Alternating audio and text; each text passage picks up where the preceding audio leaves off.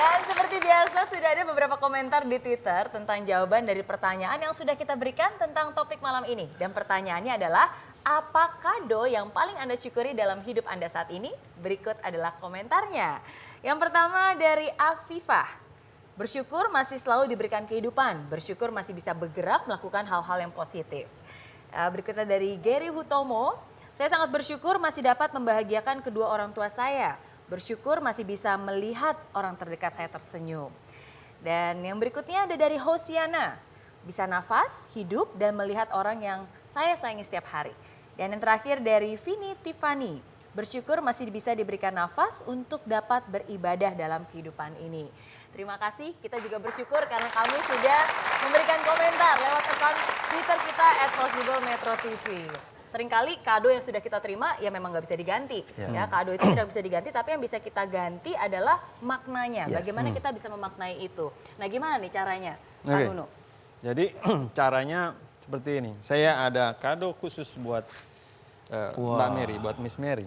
Ya. Ini dalam bentuknya bukan kunci mobil. Bukan, ya. Ini kelihatannya. Antara cincin atau paperclip. Oh, Ya. cincin. Jadi ini sebagai simbol dari hadiah atau kado. Tangannya Miss Mary ini akan saya pakai sebagai orang yang memberi kado. Ya. Jadi simbol dari pemberian kan itu ya. Betul? Kita sedang memberi hadiah, memberi kado. Atau juga menerima kado. Yang kita lupa sebenarnya yang bikin kado itu menjadi indah dan lebih indah dan terindah itu bukan ininya. Tapi ininya. Nah, inilah tangan yang kita gunakan untuk memberi dan menerima. Nah, di sini di dalam diri kita Tuhan sudah kasih kita rencana-rencana.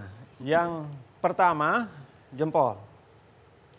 Jempol dan teman-temannya. Oke? Coba semua begini.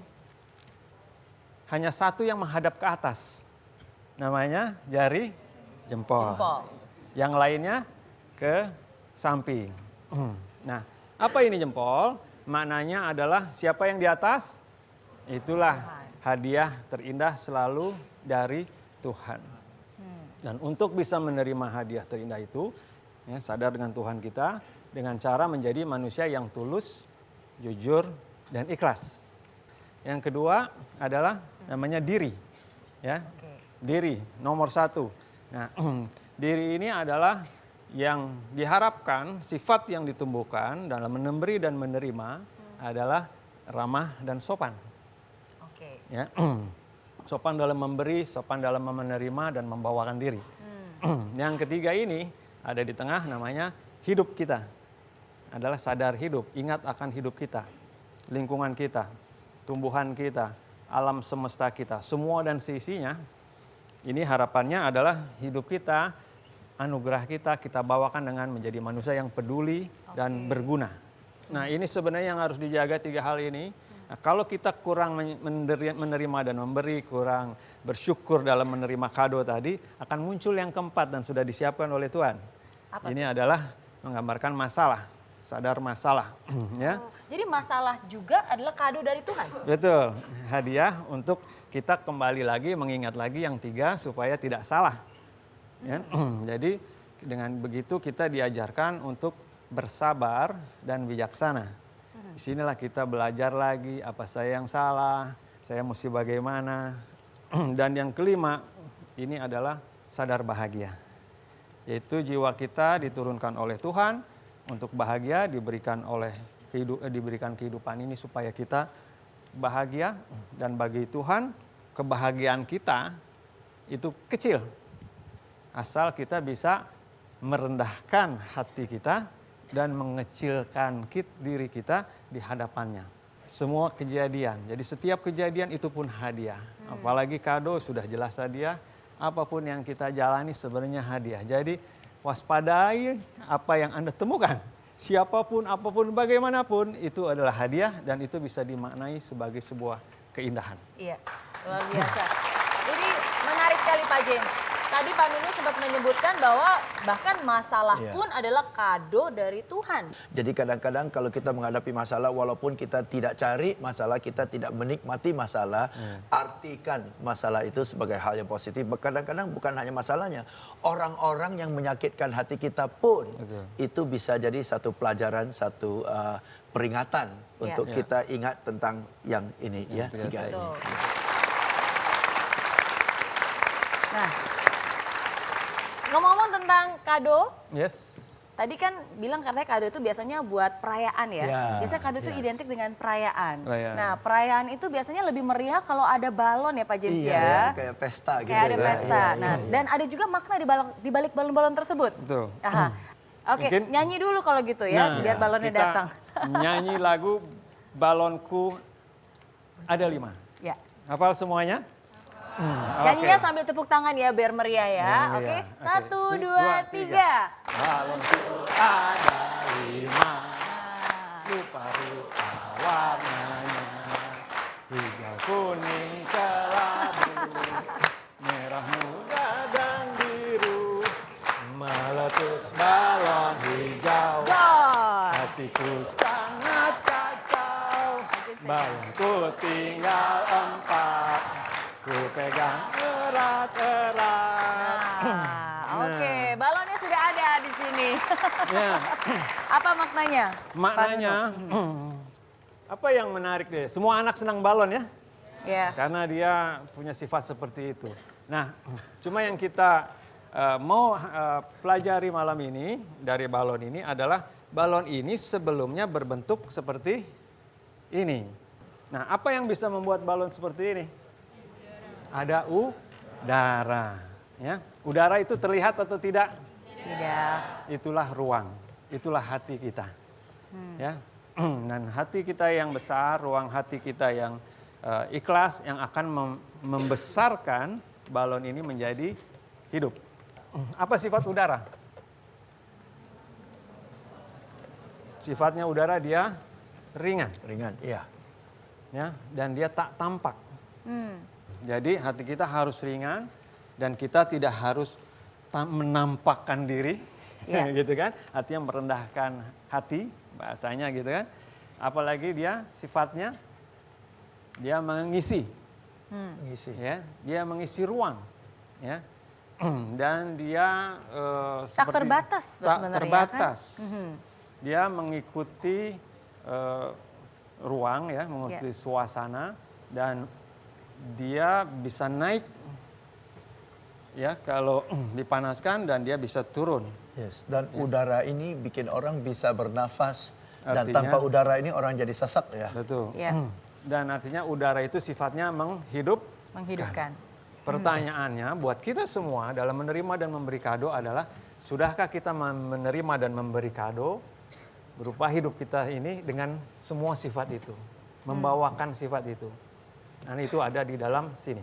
Nah, sekarang makna lagu balonku. Balonku, ini kemudian. kebetulan memang warnanya sama ya. Ya, rupa-rupa rumahnya. Yang pertama warnanya hijau.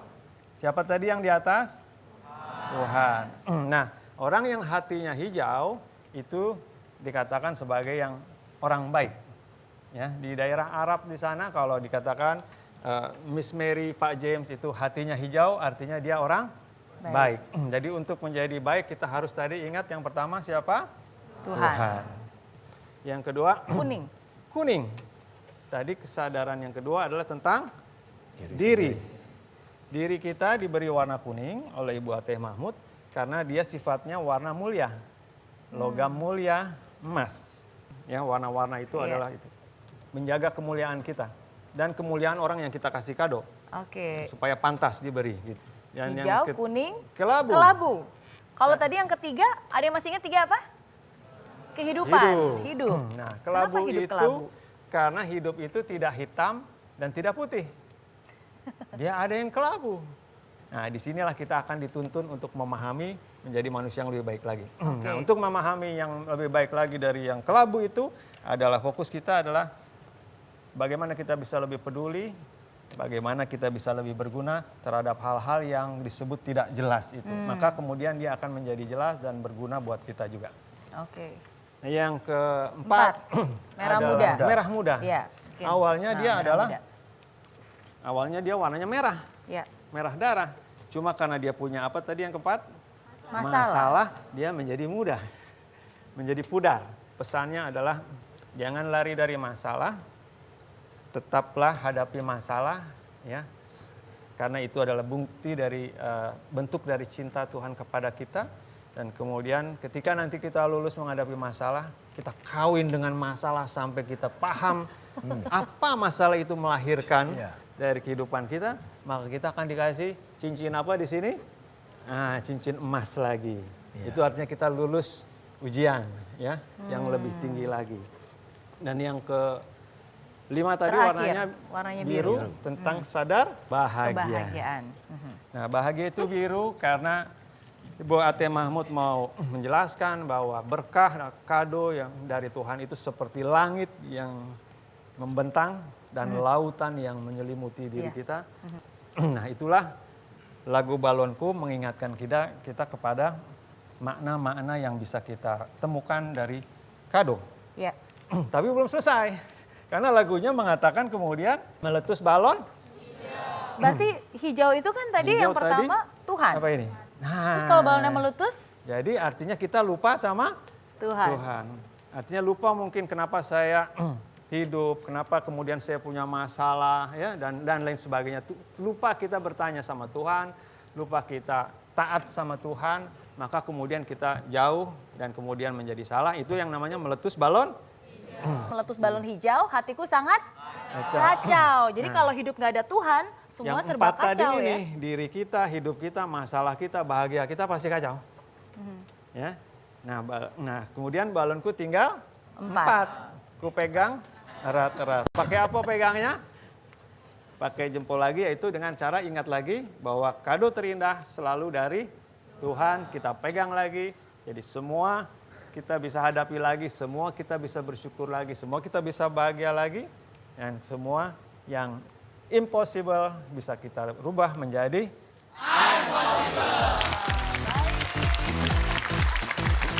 Christine jauh dari keluarga, nggak dapat kado. Kita aja ya yang kasih kado ya. Wah.